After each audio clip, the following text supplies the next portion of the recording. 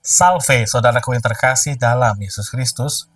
Pada hari ini Minggu tanggal 13 April 2025, hari Minggu Palma.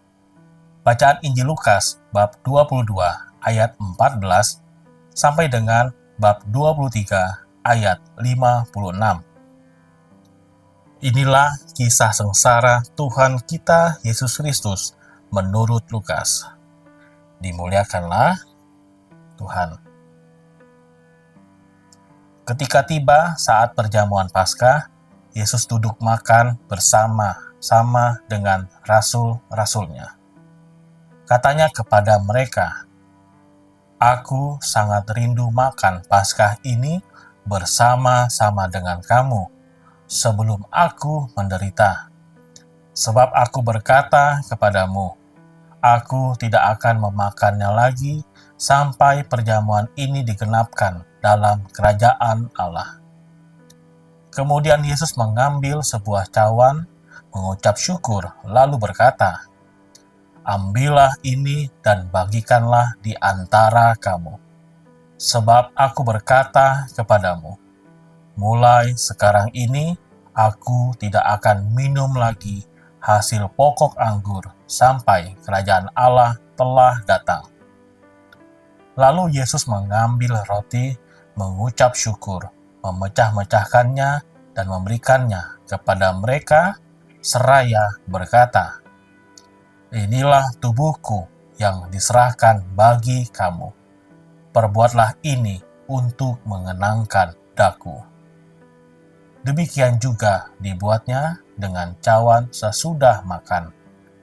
Ia berkata, "Cawan ini adalah perjanjian baru oleh darahku, yang ditumpahkan bagi kamu. Tetapi, lihat, tangan orang yang menyerahkan aku ada bersama aku di meja ini. Sebab anak manusia memang akan pergi seperti yang telah ditetapkan. Akan tetapi celakalah orang yang olehnya ia diserahkan." Lalu mulailah mereka mempersoalkan, siapa di antara mereka yang akan berbuat demikian. Lalu terjadilah juga pertengkaran di antara murid-murid Yesus tentang siapa yang dapat dianggap terbesar di antara mereka. Yesus berkata kepada mereka, "Raja-raja para bangsa memerintah rakyatnya, dan orang-orang yang menjalankan kuasa atas mereka disebut pelindung.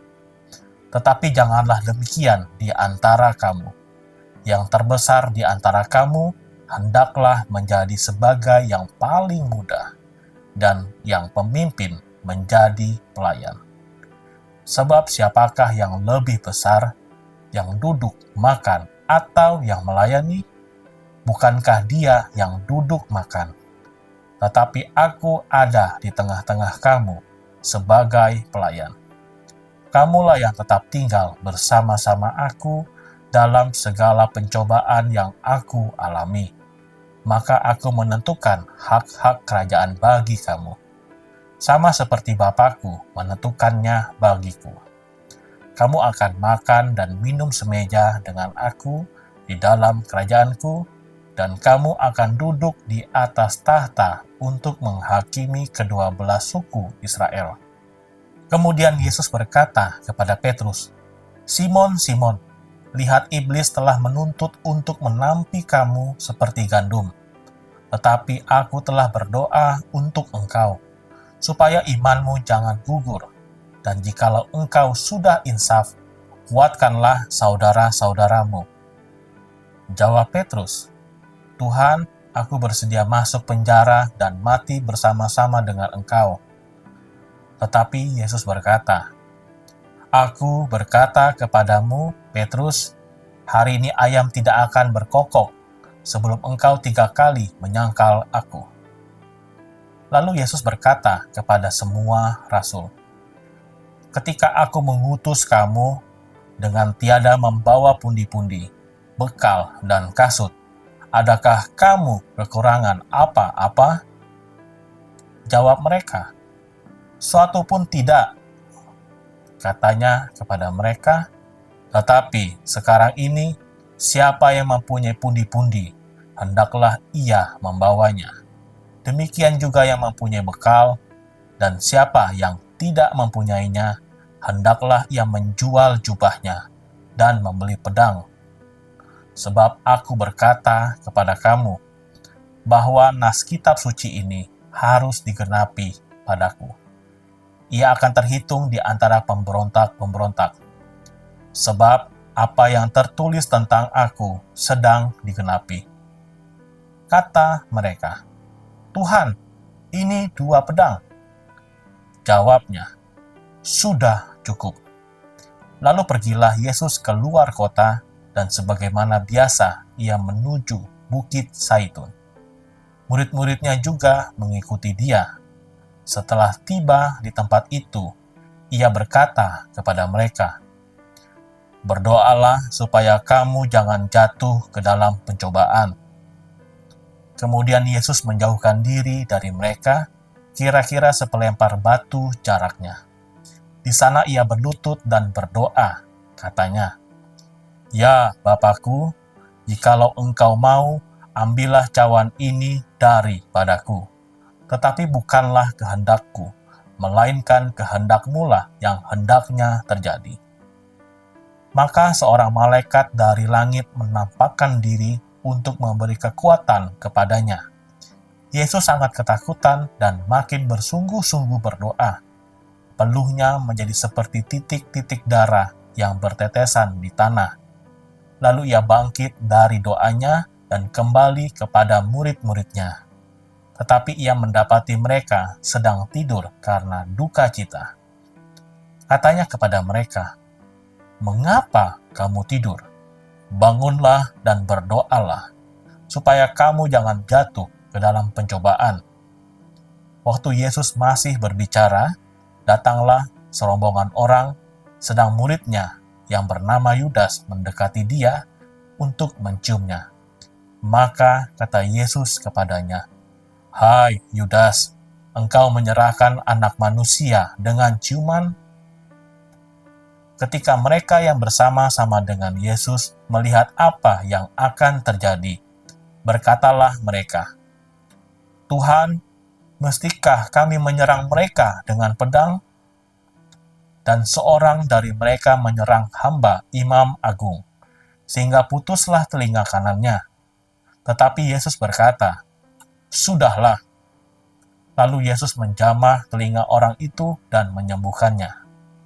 Maka Yesus berkata kepada imam-imam kepala dan kepala-kepala pengawal bait Allah, serta tua-tua yang datang untuk menangkap dia.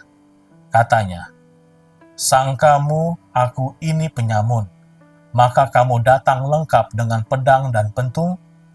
Padahal tiap-tiap hari aku ada di tengah-tengah kamu di dalam bait Allah, dan kamu tidak menangkap aku.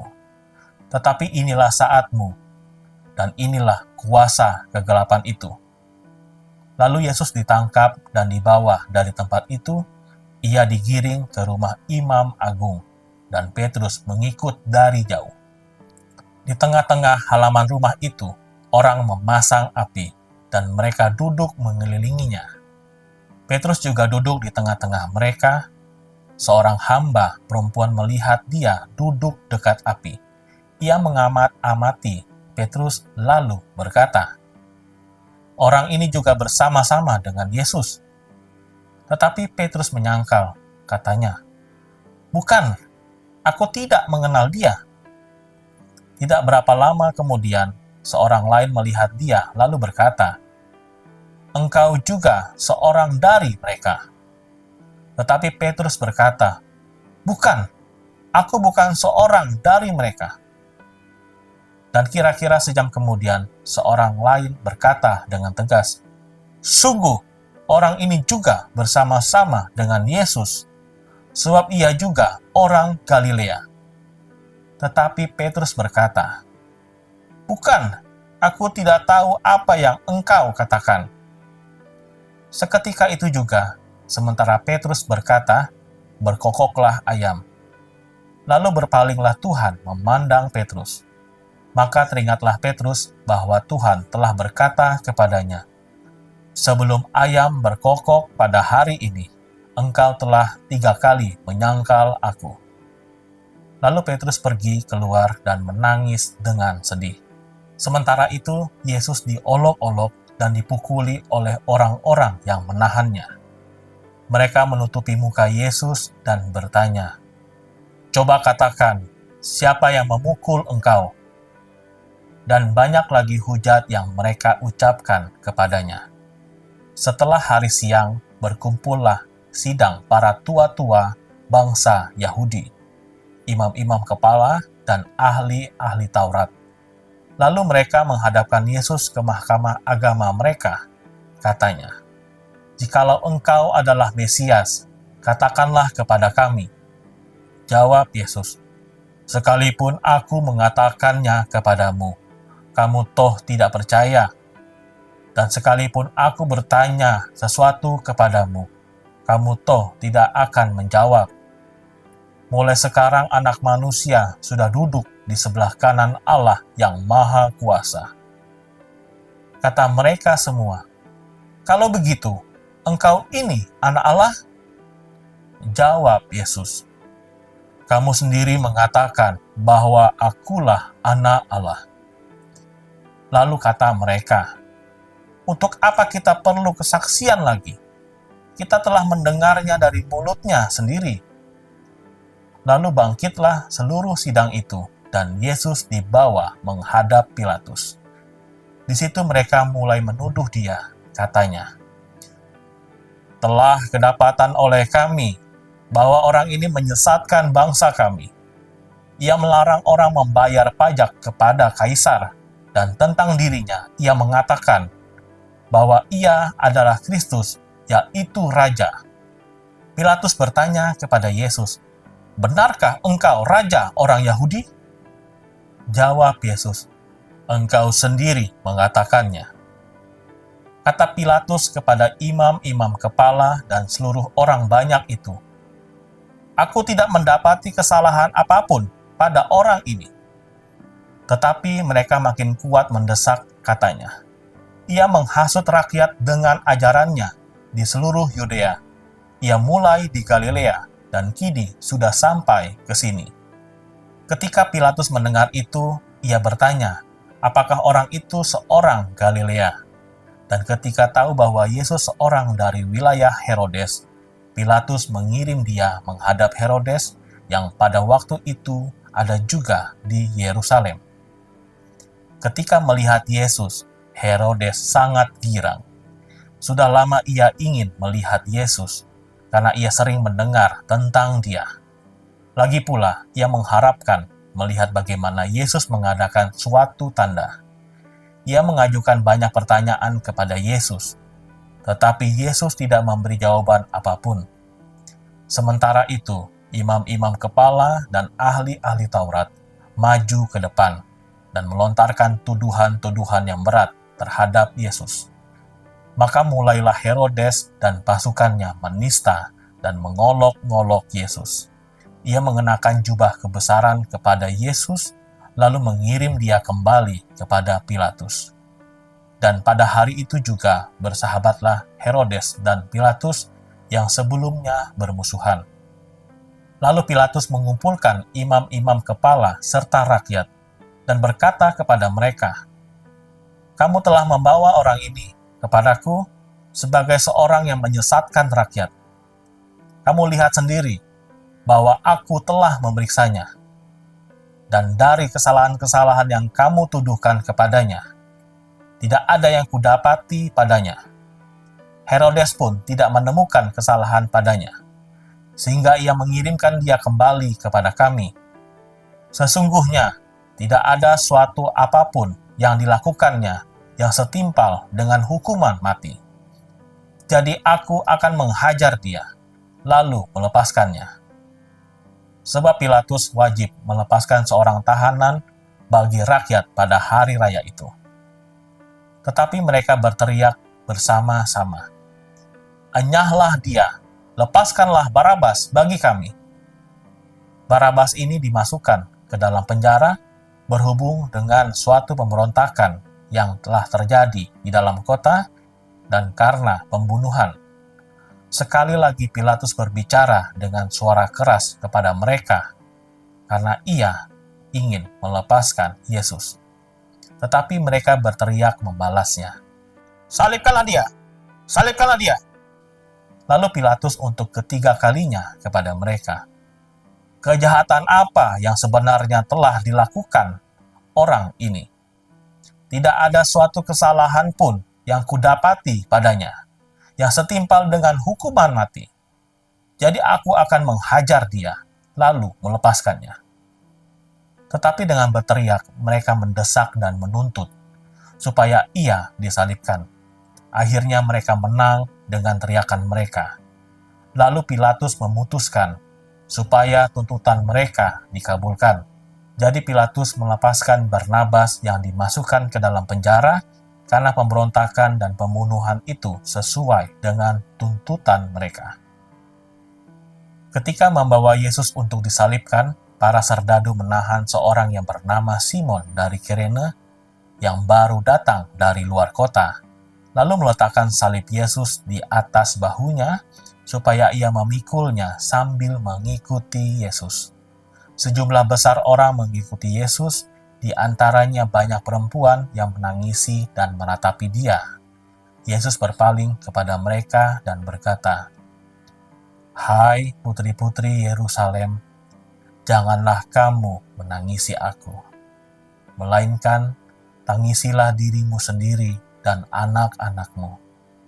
Sebab lihat, akan tiba masanya orang berkata, berbahagialah perempuan mandul, berbahagialah perempuan yang rahimnya tidak pernah melahirkan, dan yang tidak pernah menyusui.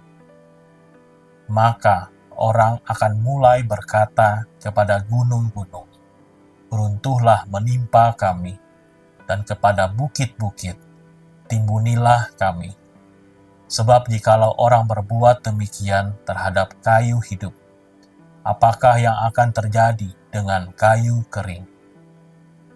Bersama Yesus digiring juga dua orang lain, yaitu dua penjahat untuk dihukum mati bersama-sama dengan dia. Ketika mereka sampai di tempat yang bernama Tengkorak, mereka menyalibkan Yesus di situ. Kecuali Yesus, disalibkan juga kedua orang penjahat itu, yang seorang di sebelah kanan, yang lain di sebelah kirinya. Ketika bergantung di salib, Yesus berkata, "Ya Bapa, ampunilah mereka, sebab mereka tidak tahu apa yang mereka perbuat." Dan mereka membuang undi untuk membagi pakaian Yesus. Orang banyak berdiri di situ dan melihat semuanya. Pemimpin-pemimpin mengejek Yesus, katanya, "Orang lain ia selamatkan, biarlah sekarang ia menyelamatkan dirinya sendiri. Jika ia benar-benar Mesias, orang yang dipilih Allah." Juga prajurit-prajurit mengolok-olok dia. Mereka menunjukkan anggur asam kepadanya dan berkata, "Jika engkau raja orang Yahudi, selamatkanlah dirimu." Ada juga tulisan di atas kepalanya, "Inilah raja orang Yahudi." Salah seorang dari penjahat yang digantung itu menghujat Yesus, katanya, "Bukankah engkau Kristus? Selamatkanlah dirimu dan kami." Tetapi penjahat yang seorang menegur dia, katanya, "Tidakkah engkau takut juga tidak kepada Allah? Padahal engkau menerima hukuman yang sama. Kita memang selayaknya dihukum, sebab kita menerima balasan yang setimpal dengan perbuatan kita. Tetapi orang ini tidak berbuat sesuatu yang salah." Lalu ia berkata kepada Yesus, "Yesus, ingatlah akan aku apabila engkau datang sebagai raja." Kata Yesus kepadanya, "Aku berkata kepadamu, sesungguhnya pada hari ini juga engkau akan ada bersama-sama dengan aku di dalam Firdaus." Ketika itu hari kira-kira pukul 12. Kegelapan meliputi seluruh daerah itu sampai jam 3, sebab matahari tidak bersinar. Ketika itu tabir bait suci terbelah dua. Lalu Yesus berseru dengan suara nyaring, "Ya Bapa, ke dalam tangan-Mu kuserahkan nyawaku." Dan sesudah berkata demikian, Yesus menyerahkan nyawanya.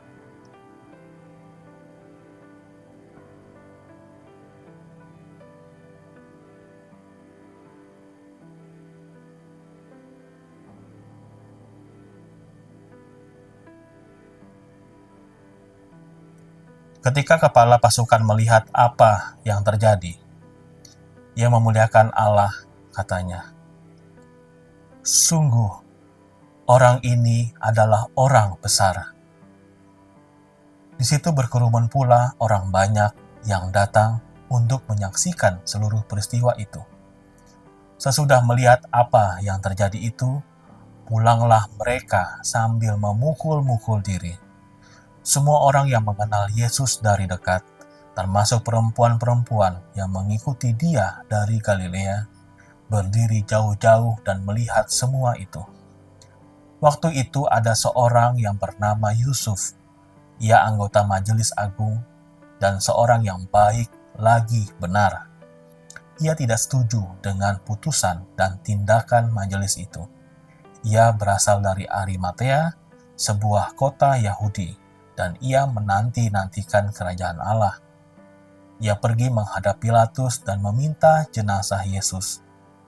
Dan sesudah menurunkan jenazah itu, ia mengapaninya dengan kain lenan, lalu membaringkannya di dalam kubur yang digali di dalam bukit batu, di mana belum pernah dibaringkan satu jenazah pun. Hari itu adalah hari persiapan dan Sabat hampir mulai. Perempuan-perempuan yang datang bersama Yesus dari Galilea ikut serta dan melihat kubur itu. Juga mereka melihat bagaimana jenazah Yesus dibaringkan. Setelah pulang, mereka menyediakan rempah-rempah dan minyak mur. Dan pada hari Sabat, mereka beristirahat menurut hukum Taurat. Demikianlah sabda Tuhan, terpujilah Kristus. Bapak, Ibu, Saudara-saudari terkasih dalam Yesus Kristus, situasi duka cita dalam Minggu Palma direpresentasikan dalam kisah sengsara Yesus. Menjadi nyatalah bahwa peristiwa masuknya Yesus ke Yerusalem adalah awal sebuah perjalanan yang melelahkan, meletihkan, dan bahkan mematikan hidupnya.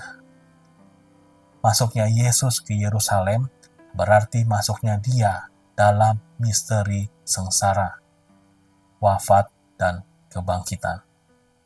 Sukacita dan sorak-sorai merupakan awal sebuah perjalanan yang penuh derita.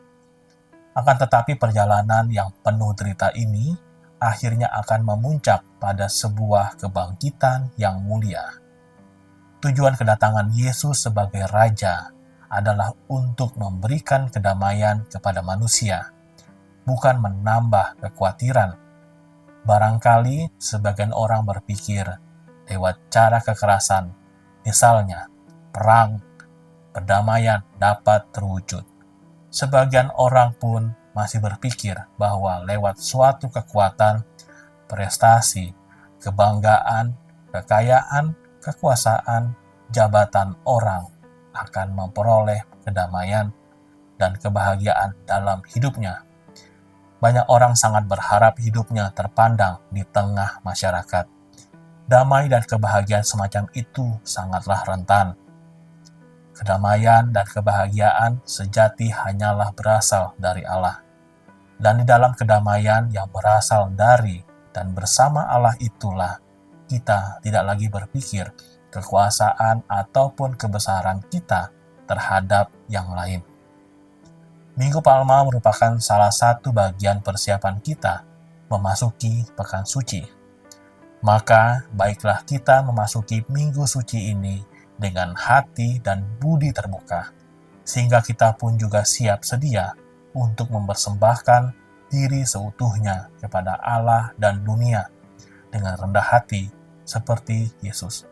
Tak lupa kita pun memohon rahmat kepadanya untuk tetap menjadi murid-Nya yang setia dalam suka dan duka. Kita pun semakin mampu pula membawa kehidupan kita pada pertobatan yang sempurna. Tuhan Yesus memberkati kita semua. Amin.